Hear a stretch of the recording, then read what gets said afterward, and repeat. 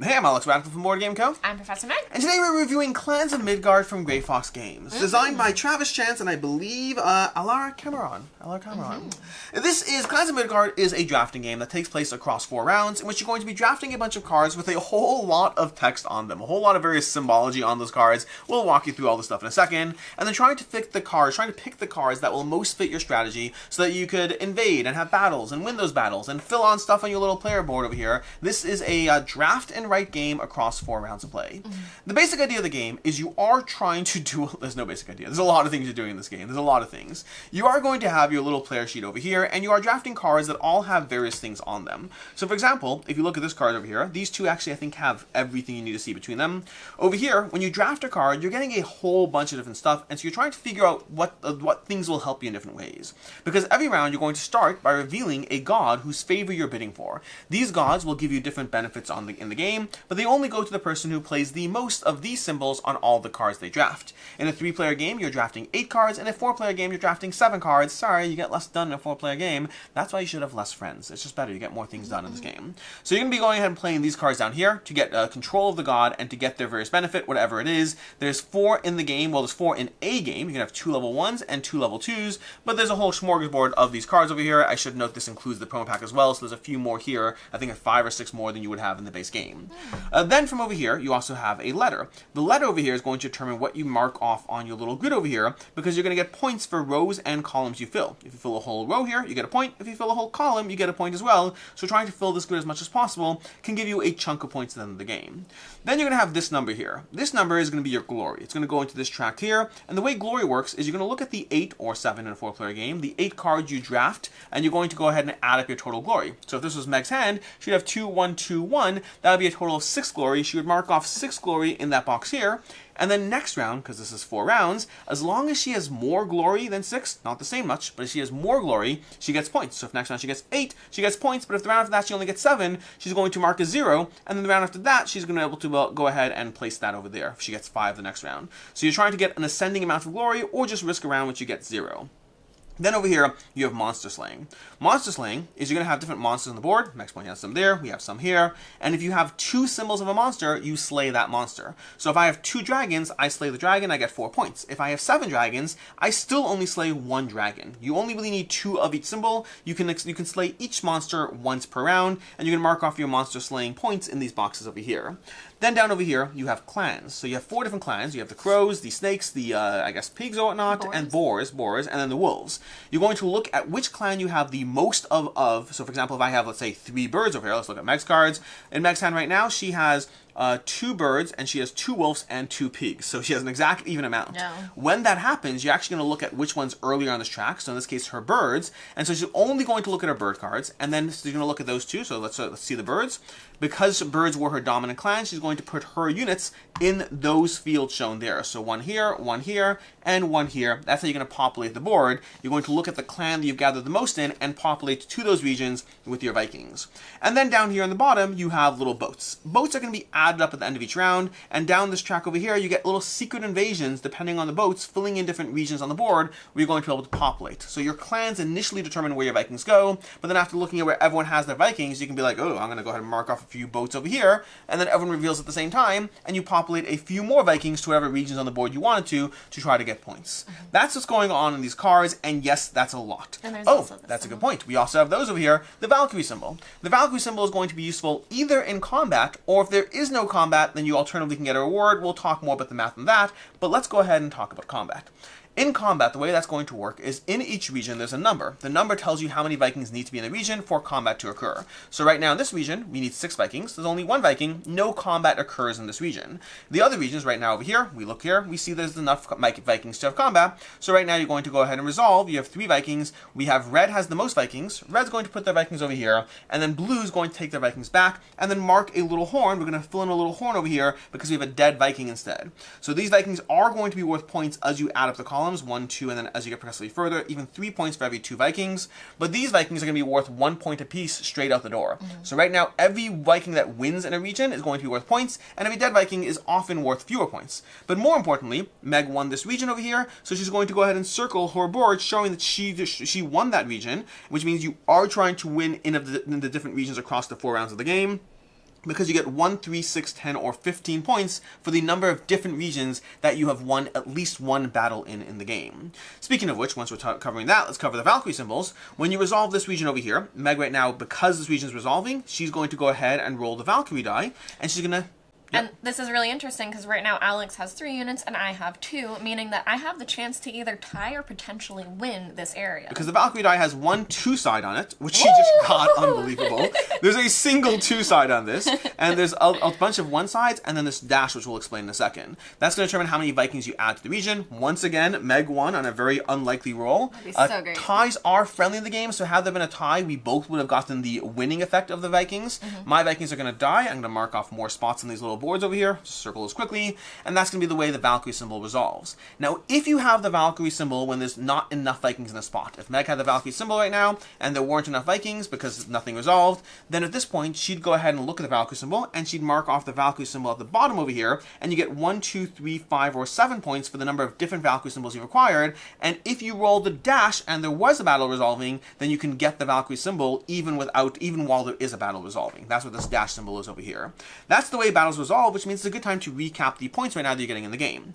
You get points for this grid over here, that's this block over here. You get points for each of the rounds of the monster slaying, points each round for the glory you've gained, points for the territories you've won, because you're going to get points equal to the number of Vikings you pull back each round from won territories, as well as the number of different territories you've won a battle in. You get points for Valhalla for your dead Vikings, and then lastly, you get points for possibly any of the gods in the game, depending on, sometimes they give you abilities, sometimes they give you points, so you'll get points for those as well. You're going to add all that up, and that is your total points in Clans of Midgard.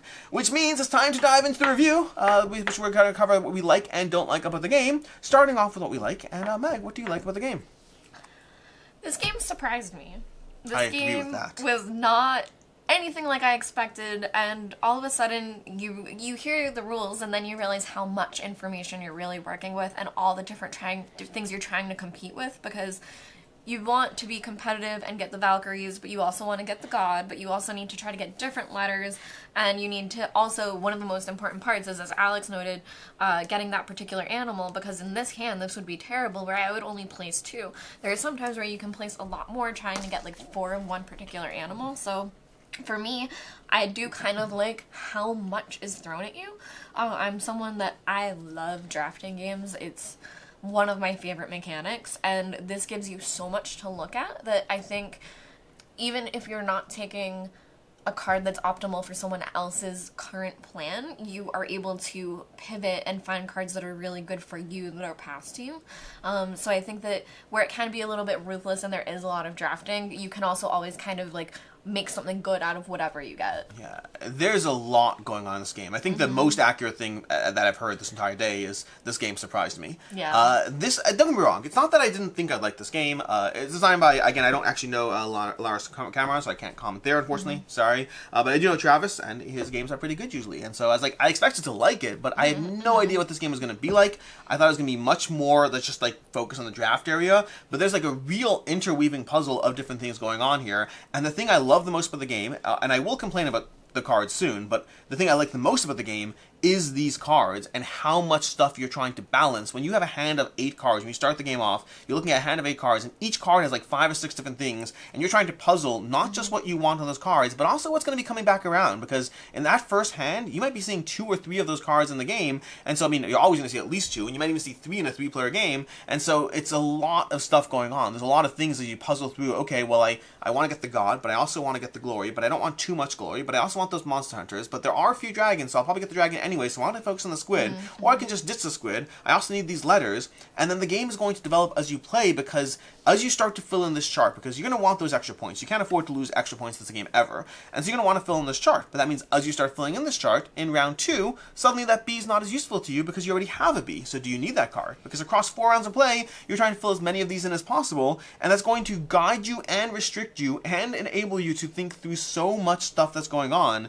There's just so much information on the cards.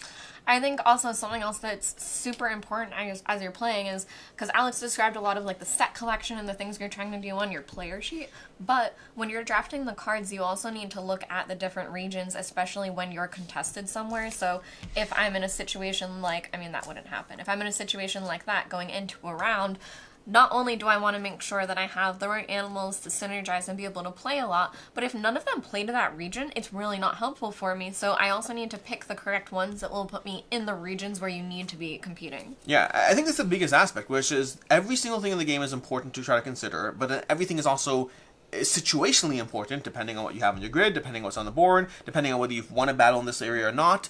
Do you already have the Green Valkyrie? Is that as useful? How many of the Snake faction do you currently have? There's a lot just to think about on the game, and that's before we even get to things like the gods. The gods are going to give you different abilities in the game, and they're going to mix up the game every single time because you have combinations of 4 different gods in the game, and there's small different ways that the game will change up what's going on. So there's just a lot to consider. There's a lot to think about. I'll also mention, by the way, I love the fact that they actually gave you little Vikings. They could have just as easily given you small little cubes. And I should note, I don't know if there's a retail version or not. I don't know if this is the version or if there's a retail version. I hope this is the version because they could have given you cubes and it would have been like functional. And I like the little Vikings on the board. It's a nice little touch. Well, there are also alternate art on each side. Is there? Yeah, that it's Men and a women. bearded not Valkyrie. Bearded Viking? Viking. Viking. And not a lady Viking. I didn't realize that. Cool. Yep. But yeah, this game just has a lot of things to consider, a lot to weigh up. This is not a fast-paced game. The box is 30 to 45 minutes. I think it's achievable, but there's a lot to think about in the game. It's thinky. It's very, very thinky, and there's a lot to weigh up. The biggest thing is how much you're constantly trying to optimize in each round, and it is developmentally differently as you go through those rounds. That first round is very free, at least it starts off very free, but it gets very, very... The math of what you're trying to do changes up as you play through it. So and it gives you drafting, which you focus on drafting. I love drafting, but I specifically love drafting when it feels hard to pick. When I'm torn between what to give up, what to keep, what to give away, that's when drafting is hard for me, and this game has that. When drafting is like, okay, whatever, I'll just take any of these cards, then I hate drafting, because then it ruins the fun of drafting. But this game has all the fun of drafting. It does so in 30 to 45 minutes, which is a fairly fast-paced, a little snappy-ish game time, although the decisions are definitely not snappy. You're taking your time with those. It surprised me. It surprised me. And I would say, too, most cards... Almost going back to what I said earlier, but most cards that you get, even the ones you get kind of stuck with toward the end, have like some small benefit. Whether it's like the cheaper set collection for the monsters or just giving you boats, at least it's like something, and you're not getting completely useless cards. Anything you didn't like about the game? For me, I have 2 small like nitpicks about the actual production of the game, I guess. One is that we were drafting so much and playing this a lot that I wish these cards were slightly higher quality. I wish they were a little bit nicer. I do plan on sleeving them, but yeah. I did feel that these like got sweaty kind of quickly, and then they kind of had like that feel to it, which again is like a player problem. But there was that, and then this is something that I do not think could be changed or fixed. Travis, I'm sorry. But the fact that it's letters for the set collection kind of pulls me out of the immersion. Theme of the game? I don't disagree. Like, I wish it could be runes, but I understand how challenging that would be, that you could not do that. And they did use a font that's a very Norse font, so I do really like that, but that's my one thing, is that everything else is so themed well between the animals and the different designs for these areas and the monsters, that to have something like just letters just felt a little off. I don't disagree. For me, there's a few small things, also mostly nitpicks. First of all, these cards, completely overwhelming and not pretty at all. Just the nature of the amount of information you're conveying. We have a 6 over here, we have 1 here, we have B here, a symbol here, and a ship here. These cards, they, again, similar to Meg's complaint, I don't know what you can do about it. They function just fine once you know the game, but, like, it just feels like gibberish on a card. So, like, again, I don't know what you could do differently, but ultimately, the decisions the game gives you, I love. The visual aesthetic behind those decisions, I don't love. And to be fair, that didn't bother me too much. Yeah. So. Yeah. I'll also say that I do feel I had 2 more things I wanted to cover. I had 2 small things, and I lost one of them. I don't remember I'm going to have to come back to one of them. But, yeah. Do you want me to say something? Sure, go ahead. My only other thing is that for the gods, they're really exciting and fun, but some of them don't seem the same as others. I think our first game we had some that were very powerful, and then after that there have been some games where the combination just doesn't seem right. And there are some that can come out at the very end of the game that would have been helpful earlier, but you just couldn't get it sooner. So yeah, I would stay with the gods. I really like them, but it does seem like a risky...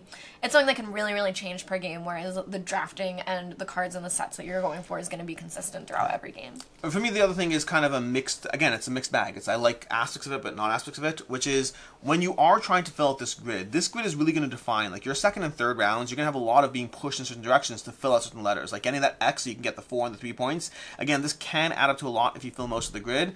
And so at first, you're kind of trying to get whatever you want in that first round, because there's not really going to be any duplicates. But in round 2, there's already going to be like, okay, well, I don't need the B anymore, so I'm shifting my strategy to a degree, which it feels necessary enough that you almost are not fully eliminating. Like, there's always been times where you do take duplicates, but you are trying to avoid duplicates in a way that, to me, didn't feel as much like, okay, great, there's a decision point of what's going on, so much as I'm going to avoid D and take X because I need X. Now, it's not completely like that way. Sometimes you are trying to get that third clan symbol, and so there's times where you sit there and balance it out, but there's a strong disincentive to get repeat letters, which I like when games pull you in different directions with a lot of different things, and I felt this pull was a little too strong, and so I wish there was a way to adapt for that, but again, ultimately, it still works well, but I definitely felt a little bit more pulled in that direction.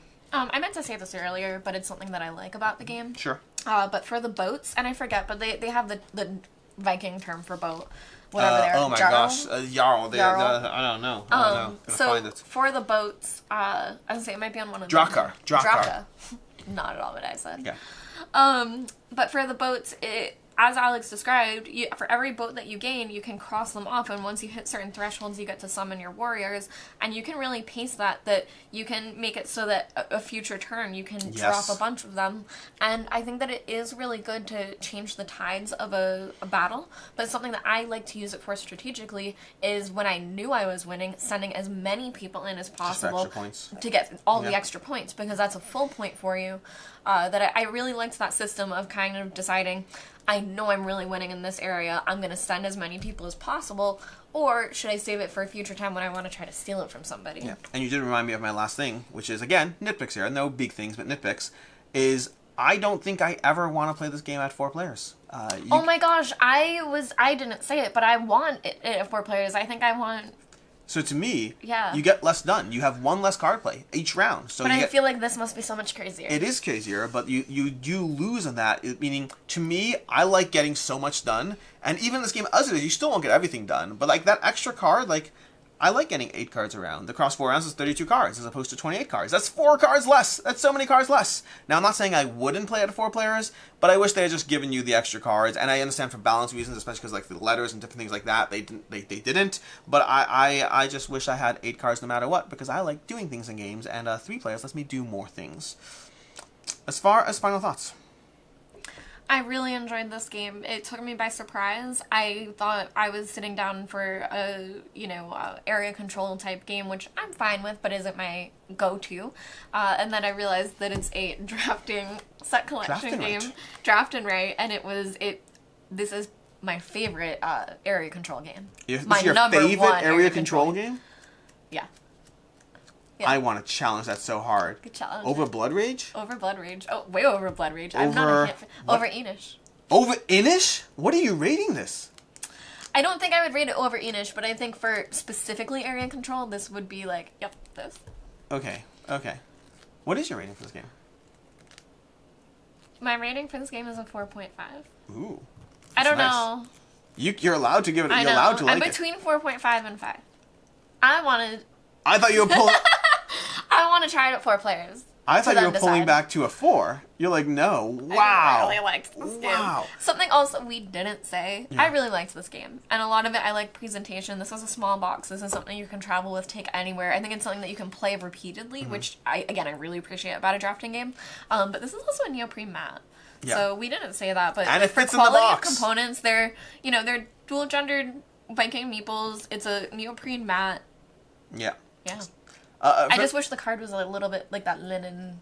For me, I'm a little less. I thought I liked this. For me, this is a 4 out of 5. I really like this game a lot. It gives you a lot of things to consider and think about as you play. I think to me, like honestly, it's just the type of game this is. I just don't think it would get higher necessarily. Maybe the expansion could change. I don't know. It depends on where things are. But I really like this game. This is satisfying. It gives you a lot to consider. It gives you tense drafting. Pick it up. I think the gameplay arc is a little same game to game, even though there are differences in how you play through, but ultimately this is a really satisfying game. This is Clans of Midgard from Grey Fox Games. Definitely recommend you check this one out. As far as other game recommendations? So for me, this was really tricky because there are so many, it's really hard to nail down something that would be similar to a feel like this. And the only thing I can think of is something like Dune Imperium, where this is a mini, simplified, you know, get up and play, get up and go Dune Imperium that gives you drafting instead of just card purchasing, but where it has like the constant battle every rounds that you're always trying to win different areas and things like that. And it gives you so much to consider in the different paths for victory. And then especially in Dune 2 where you win like the different factions and you have the different gods that you're trying to win and take away from people. I don't know, it feels like a nice light version of that. Yeah, I was torn between recommending like a roll and write, like, I don't know, Ganshun Clever or whatever it is, but ultimately I'm going to go with Blood Rage. This game has drafting, it has area control, it has a Viking themed. They are very different games, but they definitely share some common DNA. Check out Blood Rage if you want a less abstracted version of what this game is doing. In any case, until next time. Check out Clans of Midgard. Check out Clans of Midgard. In any case, until next time, I'm Alex Radcliffe from Board Game Co. I'm Professor Meg. And have a good one. Bye.